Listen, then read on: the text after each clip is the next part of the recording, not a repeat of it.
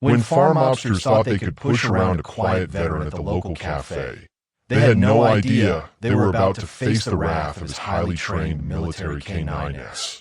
What happens when these rural thugs discover they've threatened the wrong man with a lethal set of skills and loyal four-legged partners?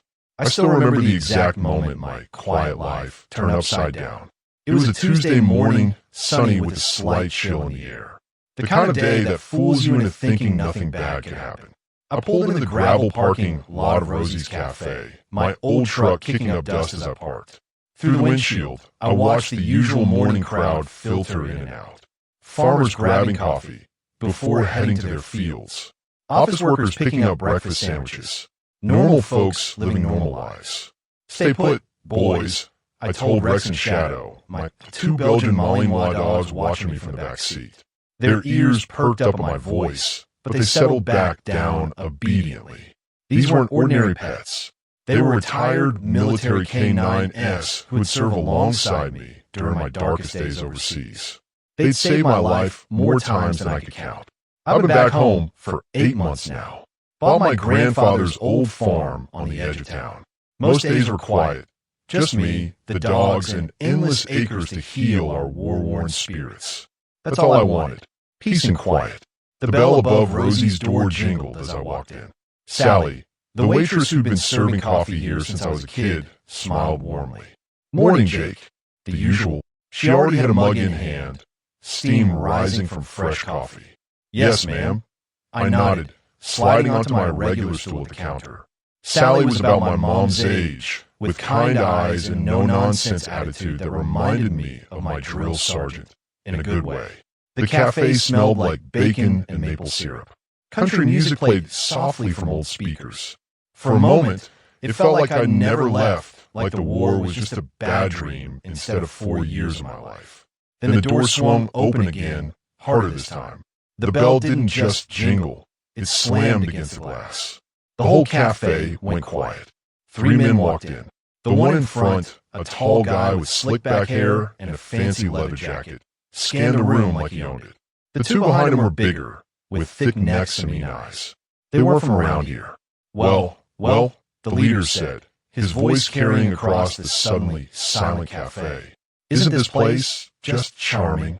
Sally's smile disappeared. Her hands trembled slightly as she set down my coffee. You okay? I asked her quietly.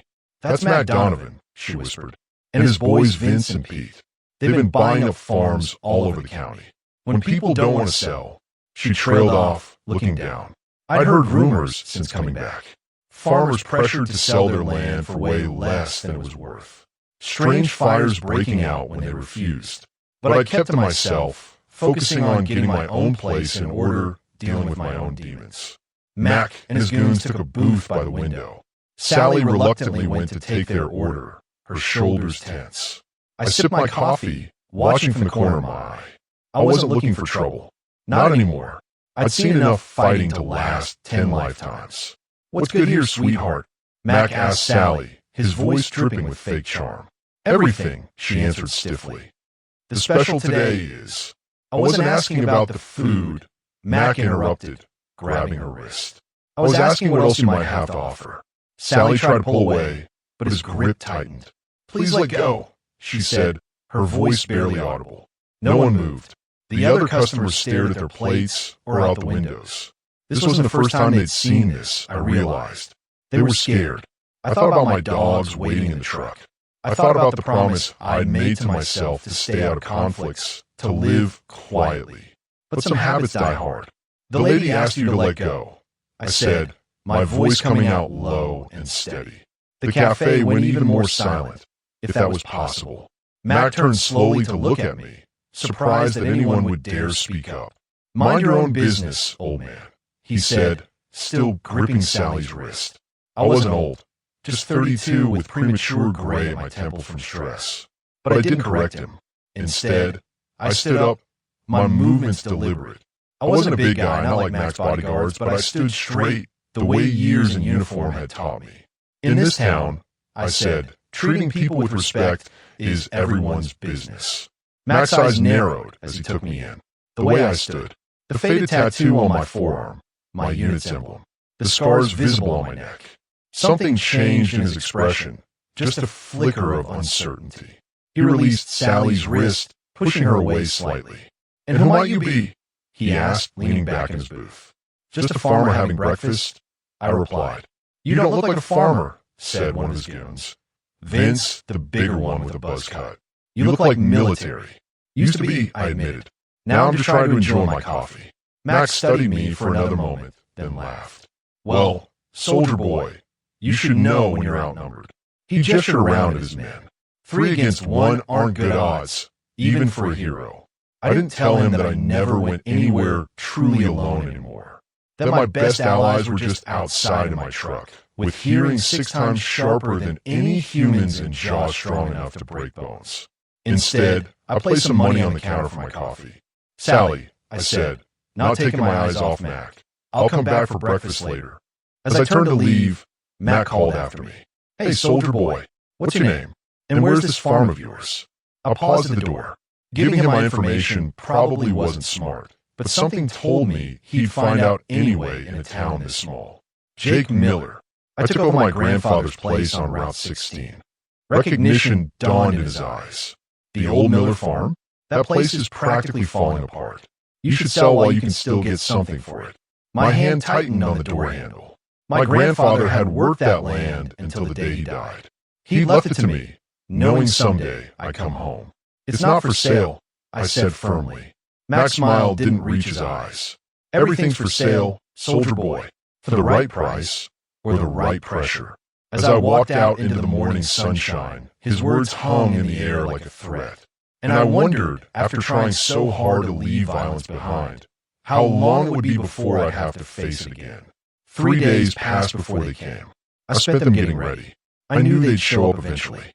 Men like Mac Donovan don't take well to being challenged, especially not in front of others.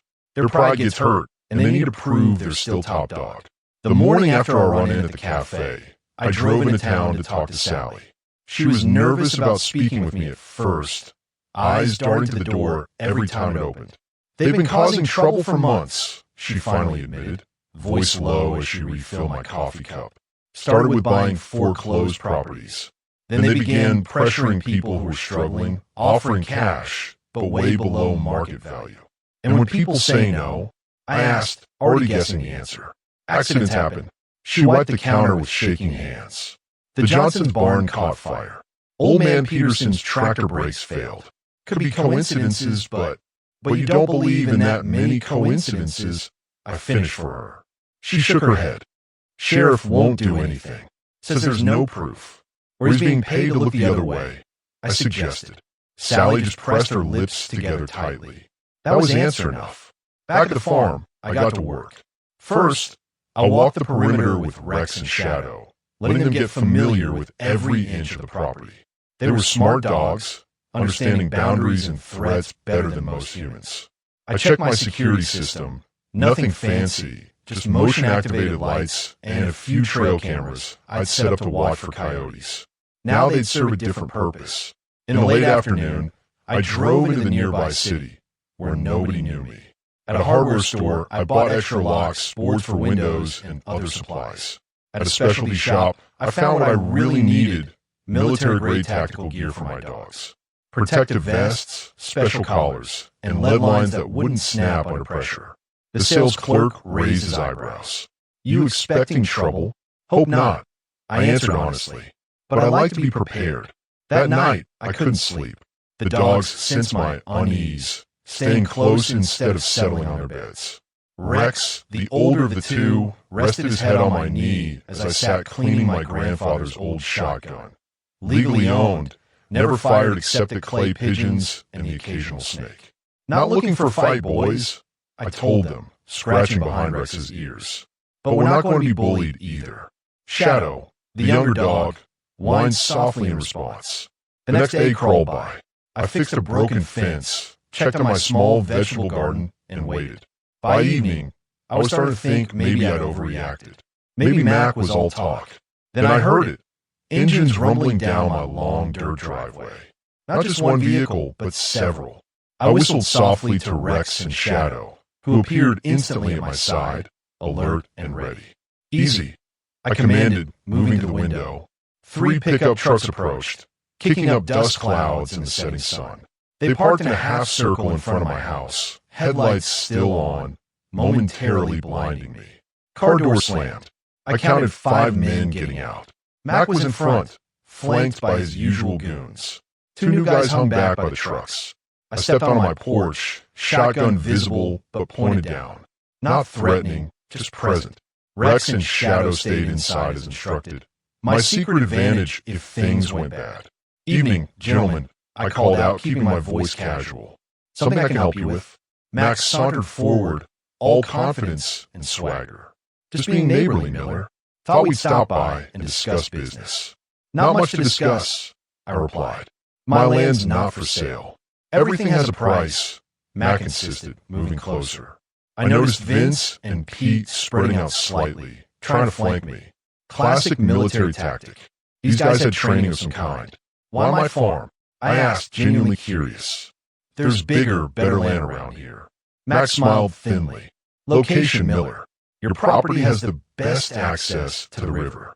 Perfect for our development plans. Development. I raised an eyebrow. This is agricultural land. Zoning can change, he said dismissively, with the right connections. I understood then. They weren't just buying land for farming.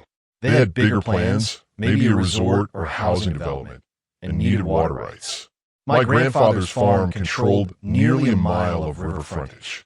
Not interested, I said firmly. Now, unless you've got official business, I'd appreciate it if you'd leave my property.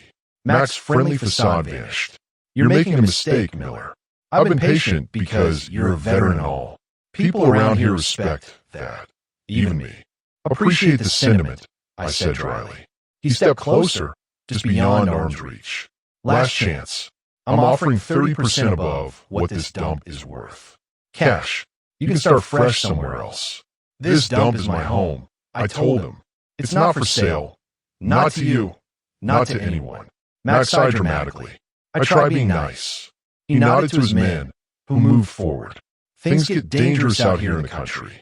Isolation can be risky. Fires happen. Equipment fails. Sometimes people get hurt with no one around to help. The threat was clear. Inside the house, I heard low growling. Rex and Shadow, sensing the tension, eager to defend. I'm not isolated, I said calmly. And I'm not afraid of you. Mac laughed. You should be. 5 of us, 1 of you. Bad odds, soldier boy. I allowed myself a small smile. I've faced worse. We'll see. Mac turned to leave, then paused. 1 week, Miller. Think about my offer. After that, I can't guarantee your safety, or the safety of your property. They climbed back into their trucks. As headlights swept across the porch, I caught a flash of metal from the passenger window of the last vehicle. A gun. Once they disappeared down the driveway, I went inside and called Sally. They came. I told her when she answered. Oh God, she whispered. What are you going to do?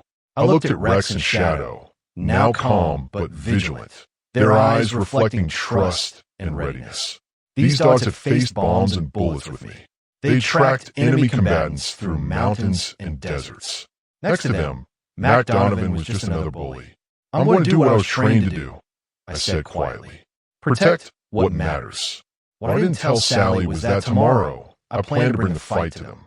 Mac thought he had me cornered, but he'd forgotten something important about veterans like me. We don't wait for the ambush. We set the terms of engagement. The first light of dawn hadn't even broken when I loaded Rex and Shadow into my truck. They sensed something was different today. Their bodies were tense, eyes alert, watching my every move for commands. These weren't just pets excited for a car ride. They were soldiers preparing for a mission. We're just gathering information, I told them, more to remind myself than anything. After my visitors yesterday, I knew I needed to understand exactly what I was up against. Main Street was empty as I drove through town, most shops still dark. Only Rosie's Cafe showed signs of life, lights glowing warm against the blue-gray morning. I parked across the street, in the shadow of the old hardware store. Stay, I commanded the dogs, cracking the windows just enough for fresh air. Then I settled in to watch. At exactly 6:30 a.m., a black SUV with tinted windows pulled up outside the cafe. Mac Donovan stepped out, alone this time. He straightened his expensive jacket and went inside. 15 minutes later, another car arrived. The sheriff. My jaw tightened as I watched him enter the cafe, glancing nervously over his shoulder first. Looks like Sally was right about the sheriff, I muttered. Rex whined softly from the back seat, picking up on my tension. I slid lower in my seat as more vehicles arrived over the next hour. A sleek sedan with a suit-wearing man clutching a briefcase. A truck with county government markings. By 8 a.m., 6 men had joined what was clearly a private meeting at Rosie's, which should have been busy with breakfast customers but remained suspiciously empty. My phone buzzed. A text from Sally. They booked the whole place. Told me to take the morning off, but I'm watching from the back. Be careful. I texted back. Any idea what they're discussing? 3 dots appeared, then overheard something about water rights and zoning changes.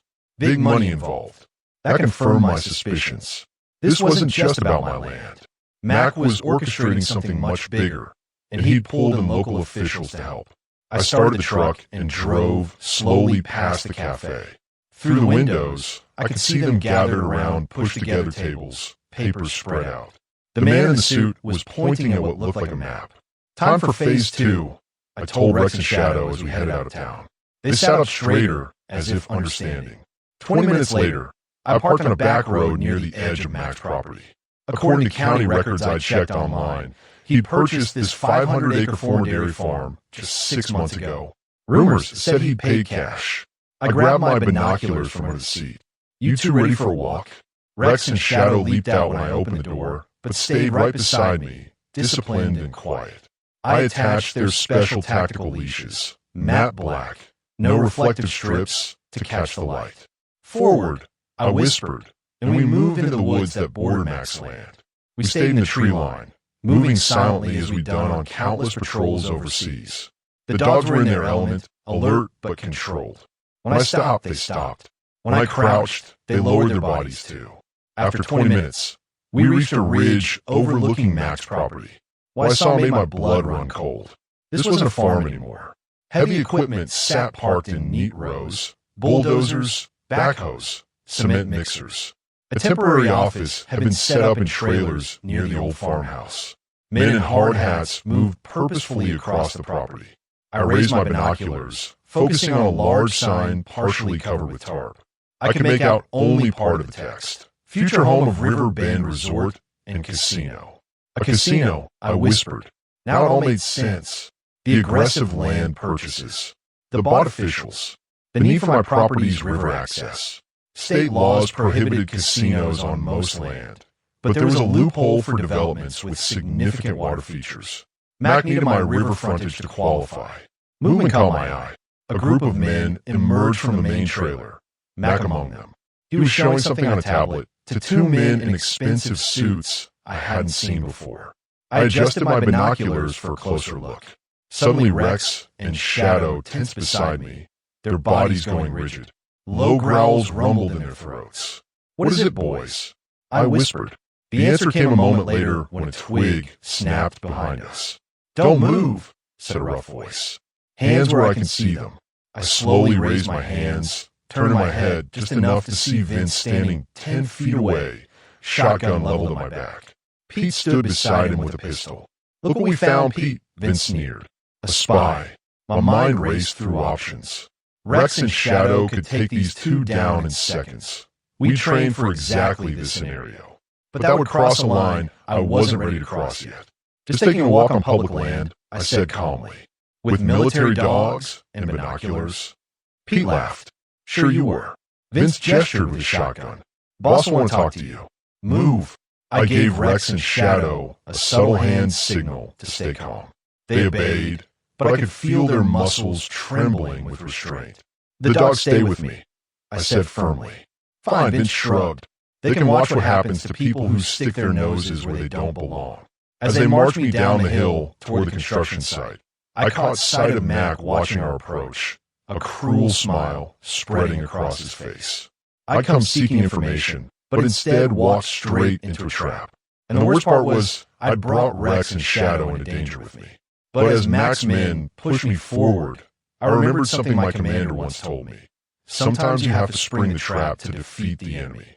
And these men had no idea what my dogs and I were capable of when truly cornered.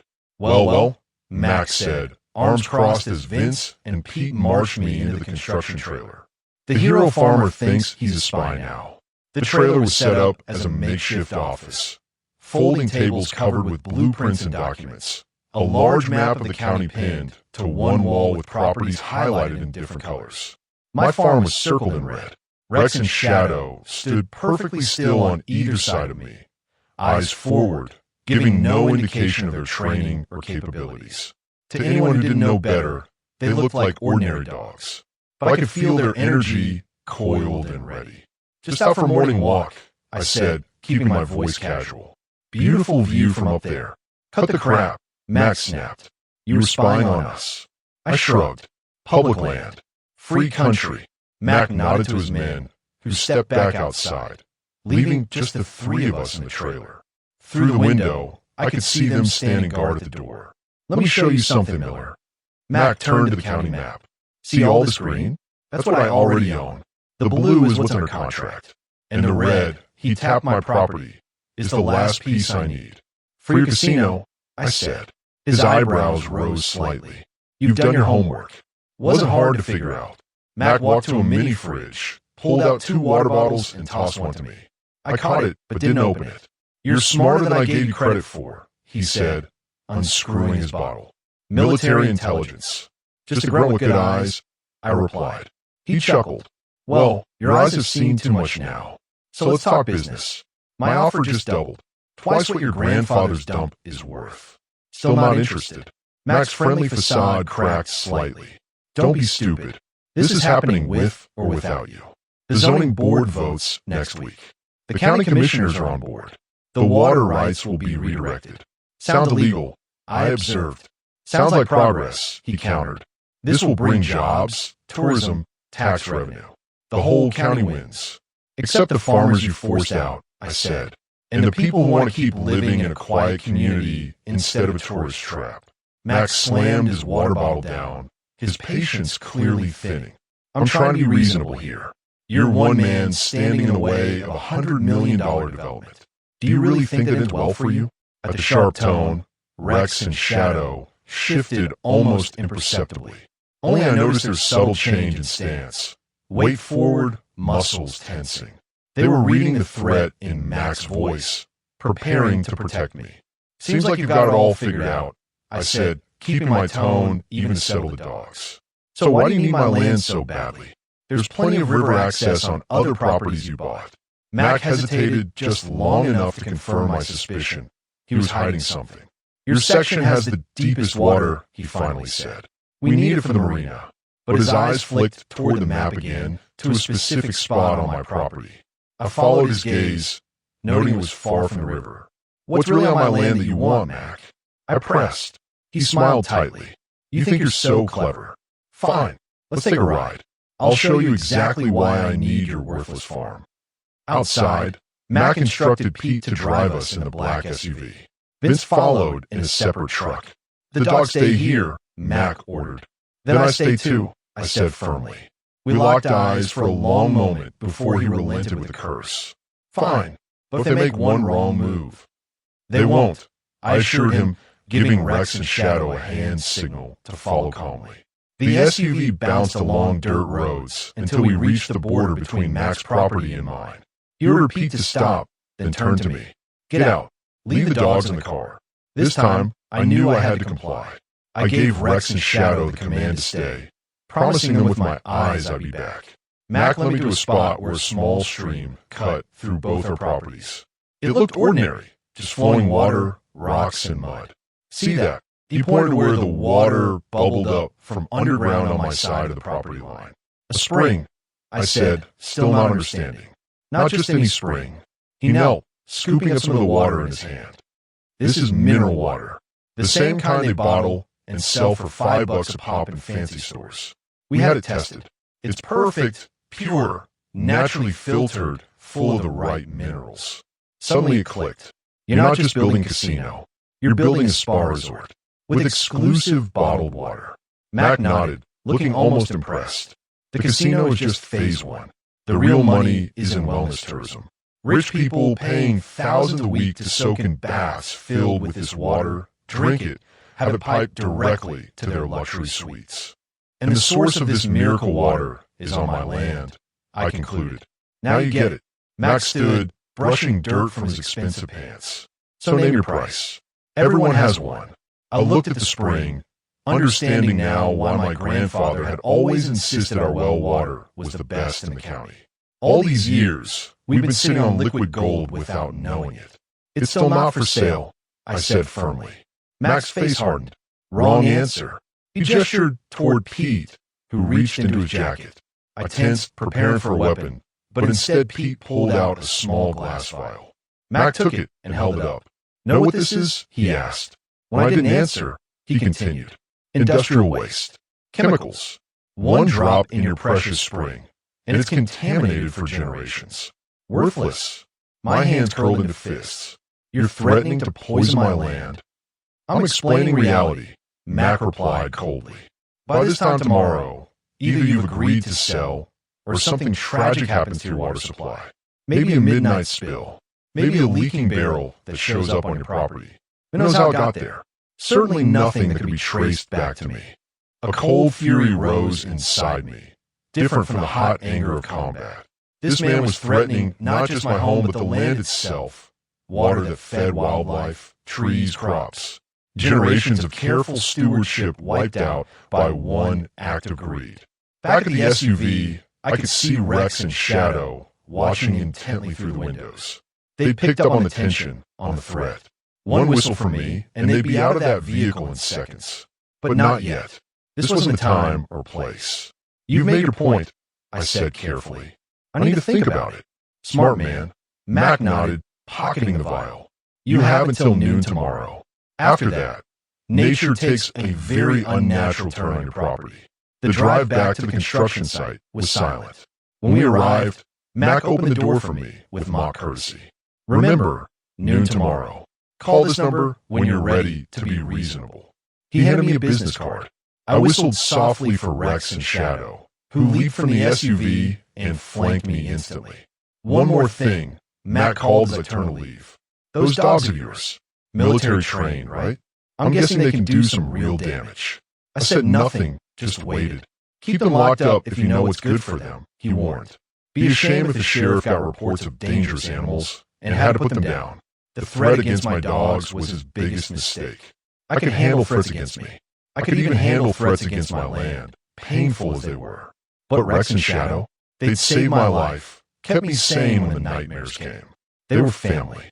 As I walked away, my mind was already shifting from defense to offense. Mac thought he had all the power, all the connections. But he'd forgotten something critical about combat veterans. We don't just know how to fight. We know how to win against impossible odds. And we never, ever leave our brothers behind. Come on, boys, I said quietly to Rex and Shadow as we hiked back to where I'd hid my truck. We've got work to do. Behind us, Mac watched our departure, confident in his victory. He had no idea that by threatening my dogs, he just guaranteed his defeat. Sometimes the best place to hide is in plain sight. That's why I drove straight to Rosie's Cafe after leaving Mac's construction site, parking my truck right out front where everyone could see it. Rex and Shadow followed me inside, their nails clicking on the worn linoleum floor.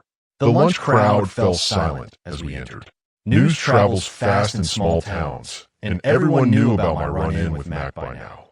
They watched with curious, worried eyes as I settled the counter. Sally hurried over, concern written across her face.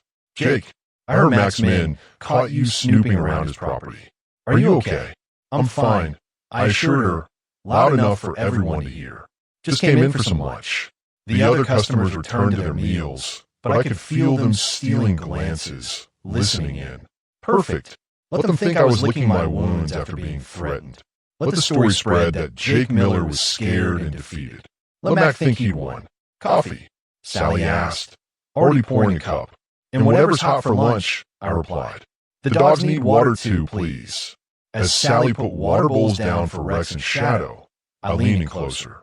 Need your help, I whispered, privately, She nodded almost imperceptibly, then moved away to help other customers. 20 minutes later, as the lunch rush wound down, she motioned me toward the back hallway near the restrooms. "What's going on?" she asked once we were alone. "Whole town's talking about how Mac's men marched you off his property at gunpoint."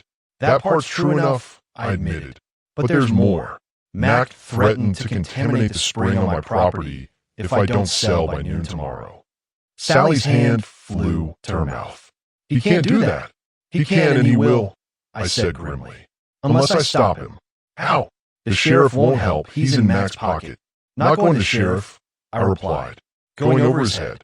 "But I need evidence." I explained my plan. It was risky, maybe even crazy, but it was our only shot. "I need to know who else Mac's threatening," I told her. "Anyone who's sold land to him recently. I need to know if they saw or heard anything that could help us." Sally thought for a moment. "The Wilsons sold 6 months ago, moved to Florida. But the Johnsons just sold last month, and they're still in town. Their barn fire, everyone knew it was an accident." "Perfect," I nodded. "Can you arrange a meeting?" "Tonight?" "I'll try," she promised. "But Jake..." She glanced toward Rex and Shadow, who waited patiently by the hallway entrance. "Be careful. Mac's dangerous." "So am I said quietly. "He just doesn't know it yet." Back at my farm, I walked the property line, checking for signs of intruders. Rex and Shadow ranged ahead, their keen senses alert for anything unusual. The spring Mac had shown me bubbled peacefully, unaware of the threat hanging over it. My grandfather had loved this land, had worked it every day until his heart gave out right there in the North Field. He'd left it to me knowing I'd treat it with the same respect he had. "Not gonna let you down, Grandpa," I murmured, kneeling to touch the clear, cool water. When my phone rang, I answered immediately. "It's Sally. The Johnsons agreed to meet. 8 o'clock at their place. I'll be there." The Johnson farm was smaller than mine, tucked away down a winding side road. The scorched remnants of their barn stood like a black skeleton against the evening sky. Carl Johnson, a weathered man in his 60s, met me at the door with suspicious eyes. "Come in," he said curtly, eyeing Rex and Shadow with unease.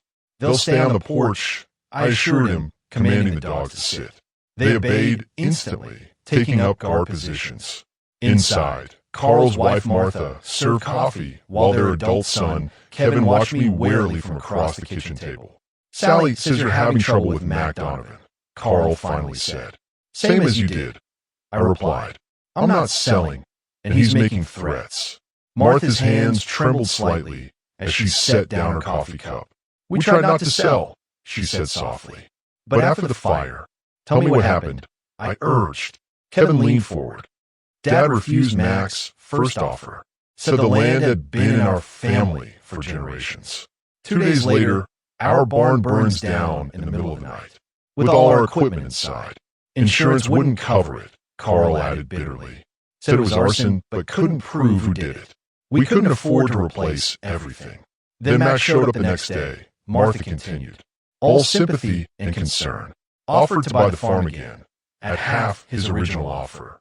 Said it was all he could do given the unfortunate decrease in property value." My jaw tightened. "Did you see who started the fire?" The family exchanged glances. "I did," Kevin admitted. "I was up late, couldn't sleep. Saw headlights coming up our drive around 2 a.m. Thought it was just teenagers looking for a place to park. But then I saw 2 men get out. They went straight to the barn. Could you identify them?" I asked. Kevin nodded slowly. "One was Vince, Mac's right-hand man. Never seen the other guy before." "Did you tell the sheriff?" Carl snorted. "Sheriff Dawson? He barely even investigated. Said there wasn't enough evidence." I pulled out my phone and set it on the table. "Would you be willing to tell your story again? On record this time?" They hesitated. "Mac threatened to poison my spring if I don't sell," I explained. "We need to stop him before he destroys more lives and land. But I can't do it alone." Kevin looked at his parents, then back at me. "What exactly are you planning?" "Something that might get us all in trouble," I admitted. "But I've faced worse odds." For the next hour, we talked strategy. By the time I left, the Johnsons had not only agreed to help, they'd offered to reach out to other farmers who'd been forced to sell. Back in my truck, Rex and Shadow sensed my renewed determination. No longer were we just defending my farm. We were fighting for the whole community. As I drove home through the darkness, I spotted headlights in my rearview mirror. A vehicle had turned onto the road behind me, keeping its distance but definitely following. "Looks like we've got company, boys," I murmured to the dogs. Instead of turning toward my farm, I took a different route, winding through back roads I knew well. The headlights remained behind me, sometimes falling back but never disappearing. Finally, I pulled over in a secluded spot and killed my lights. Rex and Shadow went on alert as the following vehicle slowly approached, then stopped about 50 yards back. "Stay," I commanded the dogs, then stepped out of my truck. "Whoever you are," I called into the darkness, "might as well come out and talk face to face." The other vehicle's door opened. A figure emerged, hands raised to show they weren't armed. As they stepped into the moonlight, I recognized the county assessor, Alan Parker, one of the men I'd seen meeting with Mac at Rosie's Café that morning. "Mr. Miller," he called nervously, "I need to talk to you. Privately." "About what?" I asked, maintaining my distance. Parker glanced around anxiously. "About what Mac Donovan is really planning, and why you need to be extremely careful." "I'm listening." He moved closer, lowering his voice. "It's not just a casino and spa. There's something else in that water of yours. Something worth millions." Before he could explain further, headlights appeared on the road behind us. Parker's face went white with fear. "They followed me," he gasped. "You need to run. Now." As the vehicle bore down on us, I made a split-second decision. "Get my truck," I yelled to Parker. He sprinted toward me as I whistled for Rex and Shadow to make room. The approaching vehicle accelerated, and I caught a glimpse of Vince behind the wheel, his face twisted with rage. I gunned the engine just as Parker leaped into my passenger seat. Tires squealed as we fishtailed onto the road, Vince's truck close behind. "What's in my water?" I demanded as we sped through the night. The dogs braced in the back seat. Parker clutched the dashboard as I took a sharp turn. "Lithium," he gasped. "Highest concentration in the state. Maybe the country. Worth a fortune in the battery market." The puzzle pieces fell into place. This wasn't about a casino or spa. Those were just covers for a massive mining operation. And Mac needed my land because the main deposit was directly beneath my spring. In the rearview mirror, Vince's truck was gaining. I knew these roads better than anyone, but his vehicle was faster, newer. I couldn't outrun him forever. As we approached a narrow bridge, I made a decision. "Hold on," I warned Parker. Then I swerved hard, crashing through a wooden fence and down a steep embankment toward the creek below. Water sprayed around us as my truck splashed into the shallow creek. The impact knocked the wind from my lungs, but years of military training kept my hands steady on the wheel. Behind us, Vince's headlights swept the embankment as he skidded to a stop, unable to follow our off-road escape. "Are you crazy?" Parker gasped, white-knuckled and shaking. "Probably," I agreed, carefully navigating the creek bed. Rex and Shadow had maintained perfect composure in the back, trained to stay calm under pressure. "But they can't follow us through here, and this leads right back to my property." Parker looked back nervously. "They'll be waiting for us on the road." "Not going back to the road," I said, guiding the truck deeper into the water. "There's an old logging trail that runs along this creek straight to my back 40. Nobody uses it anymore except me." 10 minutes of slow, careful driving brought us to my land. I killed the headlights and navigated by moonlight until we reached my barn. Once inside, I shut the big doors and only then turned on a small work light. Parker slumped in his seat, the adrenaline crash hitting him hard. "I shouldn't have come to you," he muttered. "If Mac finds out." "Why did you?" I asked, letting Rex and Shadow out of the truck. They shook off, then immediately began patrolling the barn perimeter, still on duty. Parker ran a trembling hand through his thinning hair. "Because what he's doing is wrong. I'm the county assessor. I'm supposed to work for the people, not help some outsiders steal their land. Yet you were at his meeting this morning," I pointed out. He looked ashamed. "He paid me to undervalue the properties he wanted. Said it was just business." Parker pulled out a flash drive from his pocket. "But then I saw these plans. The environmental impact reports they're hiding. The chemicals they'll use to extract the lithium will poison the groundwater for miles. I took the flash drive, turning it over in my hand. Why now? Why come clean? My grandkids swim in that river every summer, he said simply. Some lines you just can't cross. I studied him for a moment, then nodded. This wasn't just evidence. It was ammunition. You need to hide, I told him. Mac's men will be looking for you. And me. Where? Parker asked, panic edging back into his voice. I pulled out my phone and called Sally. She answered on the first ring. Jake, what's happening? Need another favor, I said. Got someone who needs a safe place to stay. Someone with evidence against Mac. Sally didn't hesitate. My sister's place in the next county. No one would think to look there. Perfect. We'll be there in an hour. After hanging up, I grabbed my go bag from a storage locker, old habits from deployment that had finally found use. Inside were emergency supplies, cash, and my grandfather's old service pistol, legally owned and registered. You're really prepared, Parker observed. Military training, I explained, loading the bag into the truck. Planned for every contingency. We took back roads to Sally's sister's house, watching for followers. The modest farmhouse was dark except for a single porch light. Sally met us at the door, ushering Parker inside. My sister's away visiting her daughter, she explained. He'll be safe here. I handed her the flash drive. This needs to get to the State Environmental Protection Agency and the FBI. Can you make it happen? She tucked it into her pocket. My cousin works for the state EPA office in the Capitol. I'll drive there myself tomorrow. What about you? Parker asked me. They'll be coming for you too. Let them come, I said quietly. Then, seeing Sally's alarmed expression, I added, don't worry. I won't be alone. Back at my farm, I found everything quiet. Too quiet. They were watching, waiting. I could feel it. Inside the house, I checked my security cameras. Nothing yet. But they'd come. Probably tonight. Rex and Shadow followed me room to room as I prepared. During our training overseas, we'd secured buildings, cleared rooms, protected perimeters.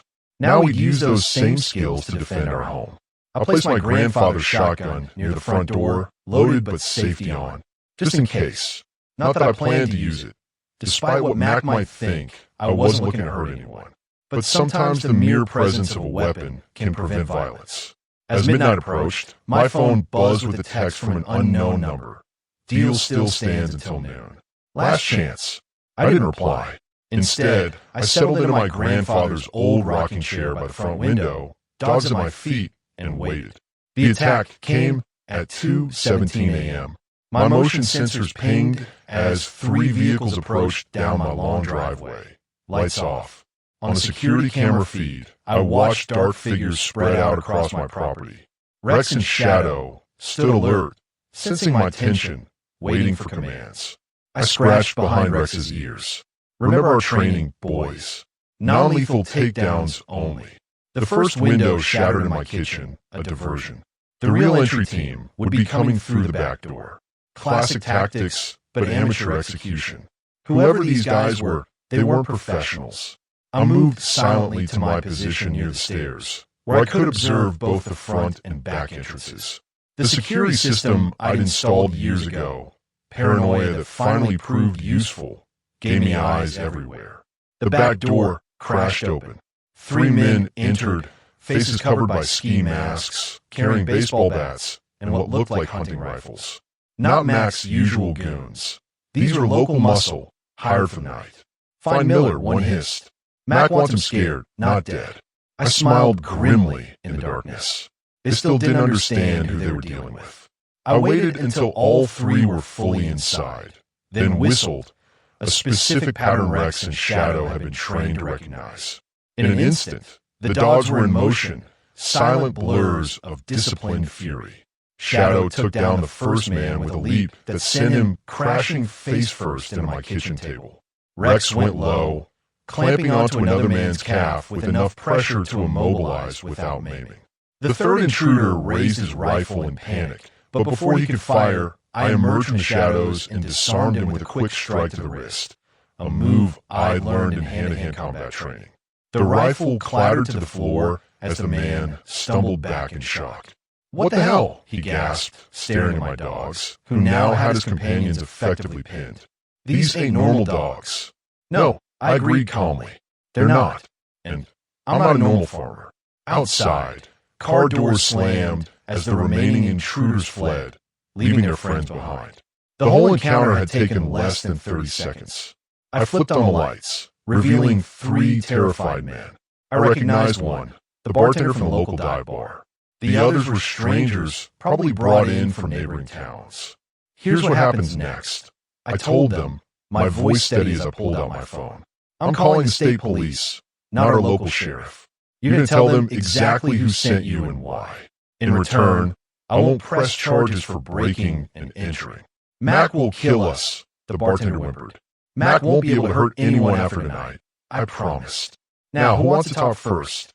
As I dialed the state police, headlights swept across my front windows. A black SUV had pulled up, and Mac himself stepped out, flanked by Vince and Pete. "Looks like the boss came to oversee the operation personally," I told my captive audience. Perfect timing. Rex and Shadow tensed, ready for new commands. But I held them steady with a small hand gesture. This confrontation needed to play out differently. I stepped onto my front porch, leaving the captured intruders inside. The morning air was cool, dawn still hours away. Max stood at the bottom of my porch steps, his face a mask of controlled rage. "I see you've met my dogs properly now," I called out. "They're very protective." Max sneered. "Enjoy your little victory while it lasts. Miller, by noon today, I'll own this place one way or another." "I know about the lithium, Mac," I said quietly. His expression flickered, surprise quickly masked. "I don't know what you're talking about." "Your environmental assessor had a crisis of conscience," I continued. "Those files are already on their way to the state capitol. By noon, it won't be me you're worried about. It'll be a team of federal investigators." Vince stepped forward, hand moving toward his jacket. "Boss, let me handle this." I wouldn't, I warned, just as Rex and Shadow appeared silently on either side of me, their attention fixed on the threat. Unless you want to see what military K9s are really trained to do. The night fell silent as we faced off, Mac calculating his odds, me standing my ground. Behind me, I could hear sirens in the distance, growing louder. My heart pounded as bullets cracked past my head. I sprinted across the moonlit yard, diving behind an old oak tree as another shot splintered bark inches from my face. Back at the house, I could hear shouts of pain and surprise as Rex and Shadow did what they were trained for. Their growls mixed with human yells told me they were buying me precious time. "Get those dogs!" Max screamed from somewhere in the darkness. "And find him." I had to reach the barn. Inside was my only chance to turn this around. The night air felt electric as I zigzagged between shadows, staying low like I'd been taught in combat training. Another bullet kicked up dirt at my feet. These weren't warning shots anymore. Mac had come to finish this. I reached the barn door, fumbling with the padlock with sweaty hands. A truck engine roared to life behind me. They were trying to use headlights to spot me. I finally got the lock open and slipped inside the dark barn, the familiar smell of hay and old wood greeting me. My fingers found the hidden switch under the workbench. With one click, my farm transformed. Floodlights blazed to life, illuminating every corner of my property like daylight. The men attacking my home froze in the sudden brightness, momentarily blinded and exposed. I could see 5 of them now, more than I'd expected. Mac had brought serious backup. "This is private property. Law enforcement has been notified." My pre-recorded voice boomed from speakers mounted on the house and barn. The security system I'd installed, thanks to my tech buddy from my old unit, was designed to make attackers think twice. Through the barn window, I spotted Rex and Shadow. They had 2 men pinned to the ground, their training perfect as always.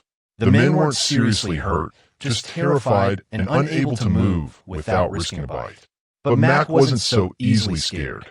I watched him recover quickly, shouting orders to the others as he pointed toward the barn. He'd figure out where I was. I moved deeper into the barn, past stacked hay bales to the back corner where my real contingency plan waited. I pulled away a tarp, revealing the small ham radio set. Cell signals might be jammed, but old-school radio waves could still get through.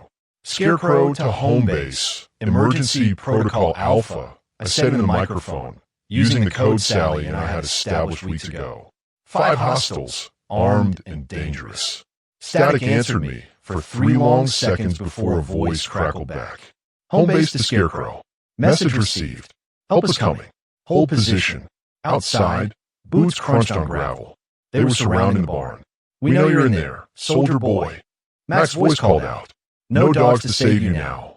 I quickly checked my pockets for anything useful. Just a pocket knife and a small flashlight. Not much against shotguns and whatever else they brought. My own weapons were back in the house. A rookie mistake I wouldn't make again if I survived this night. The barn door creaked open. I ducked behind a tractor as a flashlight beam swept across the interior. "Come out! Come out! Wherever you are," sang one of Mac's men, his voice slurred with what smelled like whiskey courage. "Boss wants to talk to you about property values." A cold laugh followed his words. I clutched the flashlight, considering my options. The radio message had gone through, but help would take time to arrive. I needed to stay alive until then. The man moved deeper into the barn, his heavy breathing giving away his position. I waited until he passed, then silently moved toward the door. If I could circle around outside, maybe I could reach Rex and Shadow. But as I reached the doorway, a shotgun barrel pressed against my back. "Going somewhere?" Mac asked, his voice like ice. I turned slowly, hands raised. Mac's face was a mess. Deep scratches across one cheek where Shadow had clearly tagged him. Blood dripped onto his shirt collar. "You should get that looked at," I said. "Dog bites get infected easy." His face twisted with rage. "Your mutts are being dealt with. And now it's your turn." He marched me out into the yard, shotgun jabbing between my shoulder blades. The 2 men my dogs had pinned were up now, looking battered and nervous. I couldn't see Rex or Shadow anywhere. My heart sank. "Where are my dogs?" I demanded. Mac shoved me forward. "Shut up and walk." Your dogs ran off when my boys showed them what real teeth look like. I knew it was a lie. Rex and Shadow wouldn't run.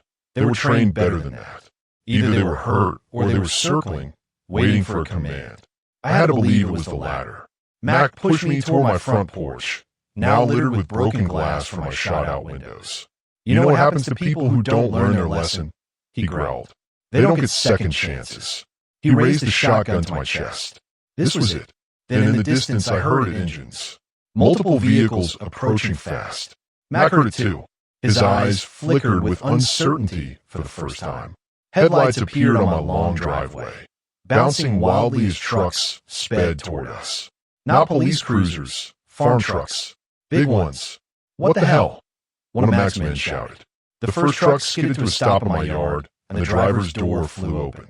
Old Mr. Jenkins stepped out, rifle in hand. Behind him, more trucks arrived, the Millers, the Cartwrights, the Johnsons. All farmers, all armed, all looking very, very angry. "Evening, Mac," called Mr. Jenkins, his voice steady despite his 70 years. "Heard there might be some trouble out at the old Miller place." Mac's face drained of color as more farmers emerged from their vehicles. I counted at least 15 of them now, forming a half circle around us. "This isn't your fight," Mac called back, but his voice had lost its edge. Mr. Jenkins spat on the ground. "When you come after one of ours, you come after all of us." That's when I spotted Sally climbing out of the last truck, a state police officer at her side.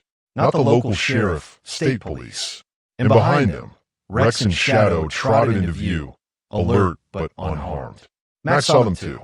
The shotgun wavered in his hands. "Seems like you picked the wrong town," I said quietly. "The wrong cafe, the wrong veteran, and definitely the wrong community to mess with." The state police car's red and blue lights painted the pre-dawn sky as officers led Mac and his crew away in handcuffs. My farmhouse stood battered but still standing. Broken windows and bullet holes couldn't break its spirit. Kind of like me. "You knew they'd come after you," Sally said, handing me a steaming mug of coffee as we watched from my porch steps. She made it in my kitchen while medics checked the superficial wounds Rex and Shadow had given Mac's men. It wasn't a question, but I nodded anyway. Some battles find you whether you're looking for them or not. Rex pressed against my leg, his warm body a comfort I'd relied on through too many dark nights overseas. I scratched behind his ears, exactly where he liked it. Shadow patrolled the yard, still on alert even though the danger had passed. Old habits. The first rays of sunlight touched the fields beyond my property. Fields that would stay in the hands of the families who'd worked them for generations. How long have you been working with the state police? I asked Sally. She sipped her own coffee before answering. 6 months. After Mac burned down the Wilson place and scared them into selling. Everyone knew he did it, but nobody could prove it. Her eyes, tired but determined, met mine. Until you showed up and gave him something to react to. So I was bait. I couldn't help smiling. More like the catalyst we needed. I've been gathering evidence for months. Falsified deeds, threats, money trails. But we needed him to make a move obvious enough that even his friends in the sheriff's office couldn't ignore it. I looked around at the neighbors who had come to my aid. Old Mr. Jenkins was talking with a state police officer, pointing to the bullet holes in my walls. The Miller siblings, whose family had owned my place before me, were picking up broken glass from my yard. Young Tim Cartwright was patching my broken window with plywood. I've been in firefights in 3 countries, I said quietly. But I've never had anyone show up like this. Sally touched my arm gently. That's what community is. Something worth fighting for. A state police lieutenant approached us, notebook in hand. Her badge read Lieutenant Santos. Mr. Hayes, she said, we'll need your official statement. But I wanted you to know, we found quite the operation at Donovan's warehouse. Land deeds, forged documents, even plans for a development that would have pushed out every small farmer in the county. And replaced them with what? I asked. Resort homes, golf courses. The whole county was about to be sold out from under you all. Mr. Jenkins joined us, leaning on his walking stick. His weathered face showed every year of his 70 summers working this land. My grandfather fought in World War I to come home to this land, he said. My father in World War II. My son gave his life in Afghanistan. His voice broke slightly. Would have been about your age now. I knew what it cost him to say those words. The weight of them settled on my shoulders like a familiar rucksack. We protect what matters, I told him, the words feeling right in my mouth. More neighbors gathered around us as the police finished their work. Mrs. Wilson, who'd lost her farm to Mac's threats, pressed a basket of homemade biscuits into my hands. For you and your brave dogs, she whispered. Sheriff Garner arrived last, looking uncomfortable as he surveyed the state police cars. I watched his face when he saw Mac in the back seat of one of them. Something like relief flashed across his features. He approached me slowly, hat in hand. Hayes, he said with a nod. Looks like I missed something big here. Looks like, I agreed, not making it easy for him. There's been talk about Donovan for years, the sheriff continued. But without proof. He trailed off, then straightened his shoulders. Anyway, I'm glad it's over. Town can heal now. Sally gave him a look that could have frozen water. Only because someone was willing to stand up when no one else would. The sheriff had the grace to look ashamed as he walked away. By mid-morning, my house was full of people.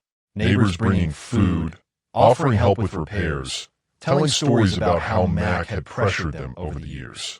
I'd never seen my kitchen so full of life. Even Rex and Shadow relaxed, accepting gentle pats from children who'd been taught how to approach working dogs. When most of the crowd had gone, Sally stayed behind to help clean up. We worked side by side, washing dishes in comfortable silence. What will you do now? She finally asked. Your peaceful retirement got pretty exciting. I looked out the window at my fields waiting to be planted, at the barn that needed a new coat of paint, at the community that had shown up when it mattered most. I'm staying, I said simply. This is home now, even with all the excitement. There was something hopeful in her voice. Maybe because of it.